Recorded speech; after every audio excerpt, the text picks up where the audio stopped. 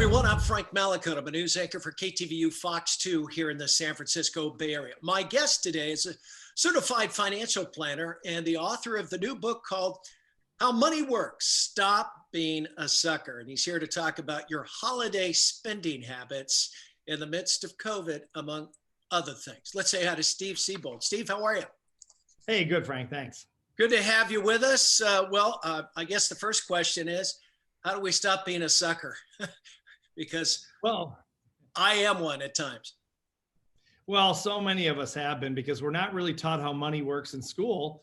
And that's why we wrote this book, How Money Works, Stop Being a Sucker, just because the financial institutions have been taking advantage of the American public for 150 years, and most people don't really know it. So we wrote this book on a 14-year-old level so people could really understand it, even if they had very little education in the subject area. I don't think people realize the relationship with money. I mean, it affects everything you do, doesn't it really? Sure does. It sure does. It affects the way you sleep. I mean, if you're worried about money, it affects all your decision making. I mean, it really, money might not make you happy, but it certainly gives you a lot of options and it makes life a lot easier. Well, let's talk about the holidays. Out of the gate, I'm a bit of a giver, and sometimes I don't set a budget, and sometimes that gets me into trouble. But first thing out of the gate is, I guess, the emotion of the season. A lot of people get caught up in it, want to, well, get Aunt Mary this and my mom that, and maybe you need to take a step back. You're totally right. I mean, Madison Avenue knows how to manipulate the American public like really no one else. I mean, they play the songs. It's a whole emotional thing they create, and it's really easy to get caught up in it. And I've done it my whole life as well. And you start thinking, well, I can't really afford to purchase this present, but I really want to do it because I really care about this person. And it really you can't let your emotions run wild when it comes to, unless you can afford it, when it comes to the holidays. You really got to keep them in check. And then your family tears through it anyways. Okay, what's for dinner? And tomorrow you wake up, it's all over, and you go, oh, I've got all these bills to pay. How about a budget? If you're heading out, you can spend X, but not X plus Y. Definitely. I would say not only a budget, but a cash budget. Forget credit cards. Keep it in cash and only spend what you can afford to spend. As a matter of fact, I would spend below, what you can afford to spend, and tell people we're in a pandemic. I mean, who knows what the economy is going to do? You don't want to end up with a bunch of credit card bills at 24% interest, in January. Absolutely. And with COVID, a lot of deals out there now. They want to entice you to buy stuff. You got Black Friday coming up, and Cyber Monday we went through. Very tempting out there. So you got to be aware that they're trying to kind of suck you in, so to speak. They're trying to, and it works every single year. I mean, you've seen it just like I have, Frank, where people fight over toys and things and all kinds of. They line up at 4 a.m. This manipulation, they're very, very good at it, and it works. And unfortunately, we end up being the suckers that are pulled into this manipulation. We really need to shut it down. And you talk about being honest with yourself. What do you mean by that? Honest in terms of what you can afford, and I think honest with yourself, but also your kids. If you have small kids, especially, to let them know, hey, this is the way the world works. I mean, if you're rich and you have nothing but money, then fine. But most of us are not. And so this is what you have to do to be financially solvent and financially responsible. You've got to make sure you can only spend what you can afford. Can you use a credit card if you can pay it off? If you can pay it off and it's just a convenience thing, I mean, that's what the wealthy do. I mean, they use cards just because they're a convenience, but of course they pay them off every single month. But if you're carrying a debt load, you certainly don't want to add to it. Yeah. And a lot of charities come calling. This is kind of their big time of the year as well, needing help. And you say, give a little, but not a lot, especially if you don't have much to give, I guess.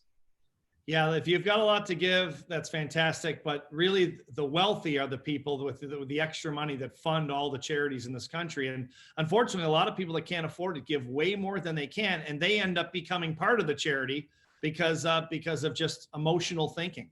And we've got to use our logic when it comes to the subject. Do you think we can develop new spending habits because of COVID? We're all kind of stuck at home and that kind of thing. And if you're not going to spend a lot, maybe that'll transpire year after year where you kind of say, hey, we'll get together for dinner and maybe a small gift, but we don't have to go nuts. Exactly. And I think you're right. I think we can develop new habits, especially because we all know now what's really important. I mean, I think we all got a wake up call in terms of what's important to family and friends and relationships. It's not what you give or the level of spending that you go to during the holidays. It's really about togetherness. And I think we probably all gotten a lesson of that this year. But maybe too much, actually. Yeah, absolutely. What about family? We set parameters. I'm older. My sister and brother are older now. They all have kids. We used to give, give, give.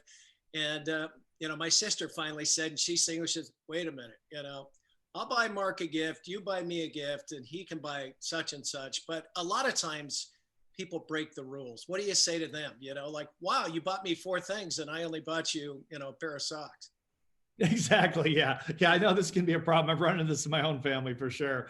Yeah. I think that, again, I think it comes down to being honest with people and leveling people. Not that they care. I mean, why would they care? They'd rather see a financially solvent than worried about money after you bought them something you can't afford. So I think it's about being honest with the people around you. Yeah. What is it about money? Why are we afraid to talk about it? Even, when a couple gets married, it's a big part of the relationship, who pays the bills and all that kind of thing. But sometimes people are, they just can't talk about it. No question. Well, we're not taught about it in schools, like we talked about, not even in college or university. And we might learn how to write a check. Of course, who writes a check anymore? But they don't really, it's not required. Sex ed is required in a lot of states. Financial literacy is not. But I think part of it also, Frank, is that, we're taught in this country a lot of times, I think most of us, that money is the root of all evil, and it's for narcissists and people that are greedy, and people that are rich or wealthy or independently, financially independent are somehow gained gamed the system or are crooks. And none of those things are true. It's just what we're programmed to believe. And I think we need to start having more honest, educational type of conversations about the topic. I know. I remember when I went to Cal, my first year, I got a checking account, and my mom said, "You don't know what you're doing here." Got my first couple of credit cards, and they don't really teach a lot of the common sensible things that we all need. I have a few friends that are doctors. They come out, but part of being a doctor is being a good businessman, getting the right real estate, hiring the right people, a bookkeeper. It all revolves around money. Absolutely. I mean, just like the one of the concepts we teach in the book is the rule of 72. And it really is just like a mental math shortcut for people who don't know it to determine how long it takes $1 that you invest or save to turn into $2. So for example, most of the banks now, you're getting maybe, 0.01% or maybe I think the average in this country right now is 0.09. Which means your money takes 800 years to double. And then they give you a credit card at 17% that you spend on. And then their money doubles every 4 years, and yours doubles every 8, depending on the rate, 800 years or 7,200 years if it's 0.01%. So we need to learn these things in school or learn it as adults, so we're not being ripped off by the financial industry. Tell us more about your book. Apparently, I thumbed through it quickly, but it's pretty simple, right? It's a quick read. Yeah, I wrote it with a gentleman named Tom Matthews, who's a 40-year veteran in the financial industry. And we really wanted a book that a 14-year-old kid could read and understand, and if they were so inclined, could implement. And I think that's why it sold almost 500,000 copies this year alone. It's the #1 selling financial book of 2020. And I think it's because it's so simple that anyone can understand it and really take action. And if they read this book and implement it, it's the only financial book they'd ever need to read. Yeah. And what kind of reaction? I know you were at a book signing in Georgia just moments ago. What do people say? What do they thank you, or my God, you've changed my life, or what? They're excited about it, I think, because they can understand it. I mean, that's the feeling we get everywhere we go, even during the shutdown, is that there's finally the old joke with financial books is the only people that can understand them are the people that write them or the financial industry. And because they talk in code, and it's a very sophisticated topic. But if you break it down to its essence and just give people what they really need, we're not talking about teaching people, how to trade derivatives on Wall Street. We're talking about just basic personal finance, that if you know these things and you implement them, you really don't have to do anything else. Yeah. My grandparents, when I was pushing 20, said, save. If it's $5 a week, it'll add up. And I read a book called The Latte Factor. Have you heard that? Where you kind of pay yourself forward, and instead of getting that, that Starbucks coffee and a muffin every day, put it away. And at 22, by the time you're 65, and if you put it in the right area, you could have over $1 million.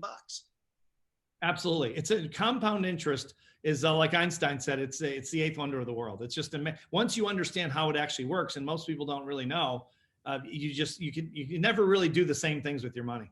How do you teach a young person about saving? Because when you're young, you don't care. When you're old, you're like, God, wish I had done that. I think maybe teaching them, one of the things we talk about in the book is called the time value of money. Basically, how money can grow, as you just said with the Latte Factor, how it can grow over a period of years. That time is really the key thing. Like you're saying, you put a small amount of money, like we have something called the $1 million baby we talk about in the book. So if someone invests $13,000, roughly at 6.5% for 67 years, leaves it in there, the child, now the 67-year-old adult, retires a millionaire. In some cases, far over $1 million, depending on the rate of return. It's just amazing what compound interest can do. I should have read your book about 40 years ago. Yeah, me too. I wish it was out. Yeah, you and me both. Yeah, it's funny how you get older, you get wiser. That's for sure, especially when it comes to money. Well, would you like to share? How do people get in touch? How do they get the book? They can get the book on Amazon, of course, or they can go to howmoneyworks.com. All right. Well, that's Steve Siebold. How Money Works. Stop being a sucker. It's out there right now. Steve, I want to thank you. I know you've been busy today, so thanks for the time here at Fox. We appreciate it.